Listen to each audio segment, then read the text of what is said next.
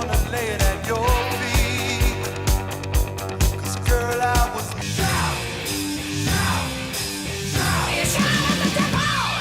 Remember when rock music wasn't just entertainment, it was considered dangerous? Back in the 80s, you had politicians, parents groups, and even TV evangelists clutching their pearls over bands they swore were corrupting America's youth. Today, we're counting down the 80s rock bands that were banned, blacklisted, or outright attacked for being too dangerous. Some were accused of devil worship, others of poisoning young minds with sex and rebellion. And a few, they just looked too weird for suburban America to handle. So buckle up, because this list is dripping with controversy, forgotten hits, and more than a few stories that'll make you shake your head and go, really? That's what they were worried about? Number 10, W.A.S.P.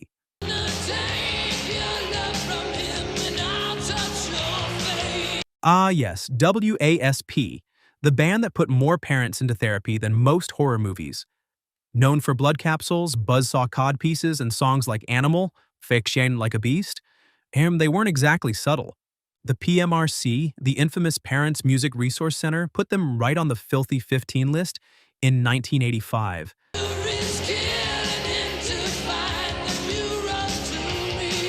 Basically saying, these guys are the reason our kids are skipping homework. Radio stations banned them, Walmart wouldn't carry their records, and Tipper Gore used them as Exhibit A in her crusade against rock filth.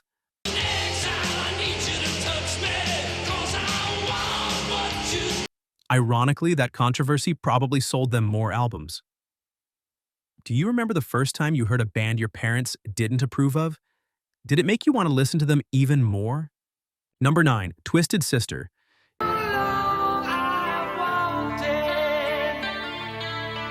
Dee Snider may have looked like a glam clown from your nightmares, but Twisted Sister gave us one of the most defiant rock anthems of the 80s. We're not gonna take it.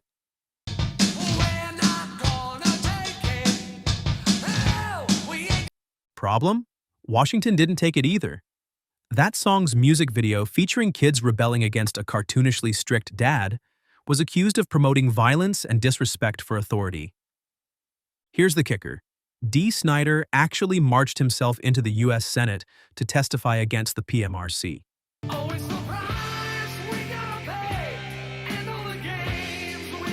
No lawyer, no notes, just a rocker in spandex telling politicians they were wrong, and he nailed it. Can you imagine C-SPAN today showing a metalhead in eyeliner teaching senators about freedom of speech? Only in the 80s. Number 8, Motley Crüe.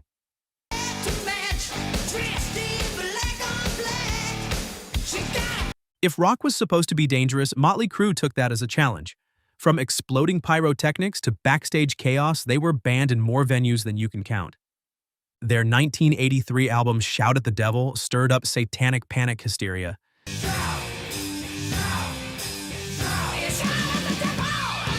Pastors claimed the record was recruiting kids to worship the devil. Christian groups picketed shows, and some towns refused to let them play at all.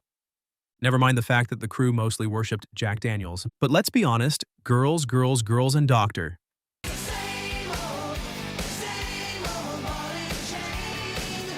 Feel Good are now karaoke staples. At the time, though, they were treated like public enemy number 1. Number 7, Slayer.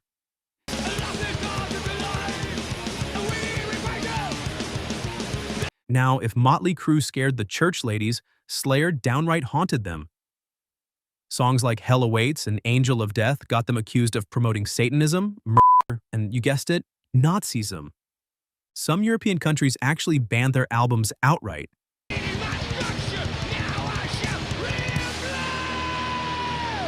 Even in the US, Walmart and Kmart refused to stock Slayer records, lumping them in with obscene material. Here's the thing. Half the parents screaming about satanic messages had never actually listened to the band.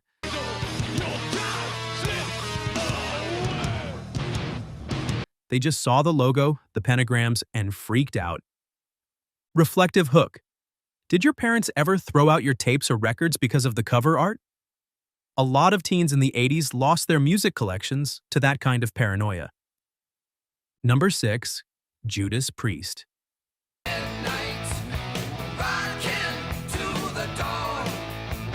Before anyone sues YouTubers for bad influence, remember Judas Priest got dragged into court for allegedly driving two teens to attempt suicide because of supposed backmasked messages in their songs. Yes, a 1990 trial, triggered by events in the late 80s,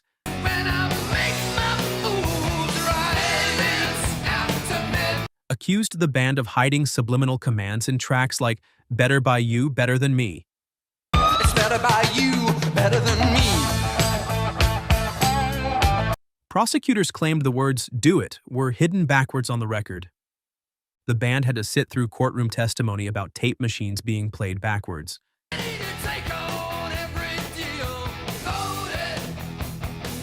Spoiler, they won the case, but not before getting yanked off some radio stations and banned from venues in the Bible Belt. Number 5. Iron Maiden.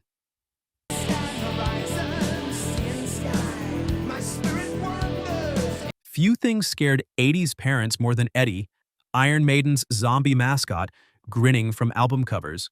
With the number of the beast in 1982, they were labeled satanic and dangerous.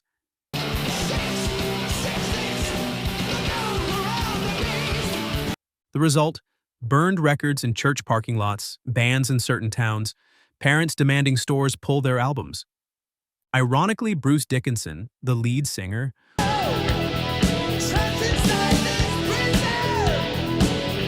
was and still is a licensed pilot, a history nerd, and about as far from a devil worshiper as you can get.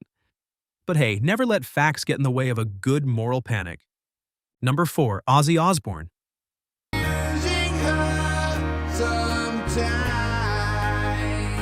Ozzy wasn't just banned, he was practically outlawed.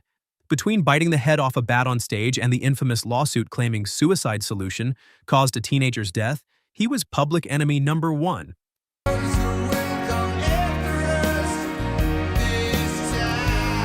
Multiple U.S. cities tried to ban his concerts.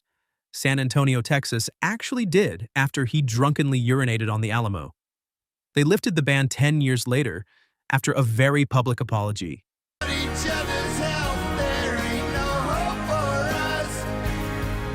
Ozzy became the poster child for "rock is destroying our youth."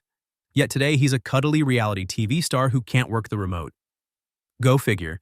Number 3. AC/DC.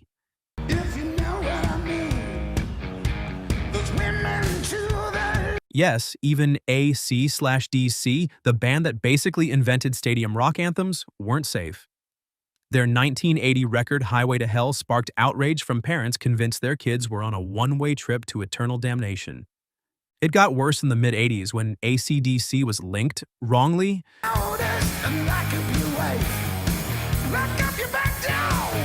to a series of murders committed by a California serial killer. The media ran with it, saying Night Prowler had inspired him. Suddenly, AC/DC shows were boycotted and certain cities banned their concerts.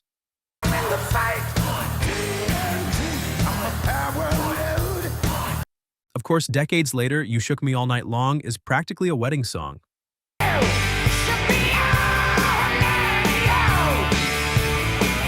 Funny how time changes everything. Number 2. Kiss. I wanna lay it at your feet. 'Cause girl, I was Wait, KISS? The band that sold lunchboxes and comic books? Oh yeah, in the early 80s, conservative groups pushed bans on Kiss concerts, saying the band's name stood for Knights in Satan's Service.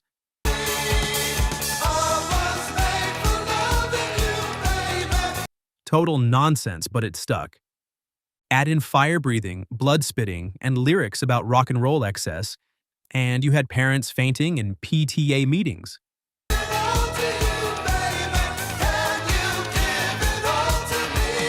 Some towns literally refused to let them play. And yet, millions of kids had Kiss posters on their bedroom walls. Because nothing says Satan like Gene Simmons' marketing action figures. Number 1. Black Sabbath.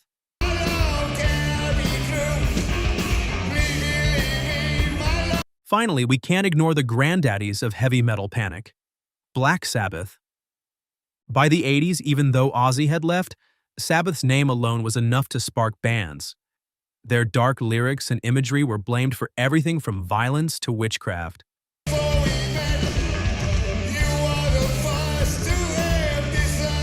Certain U.S. towns refused to book them, religious groups picketed outside arenas, and British tabloids ran wild with stories about devil cults. But here's the twist. Sabbath's music, songs like War Pigs and Children of the Grave,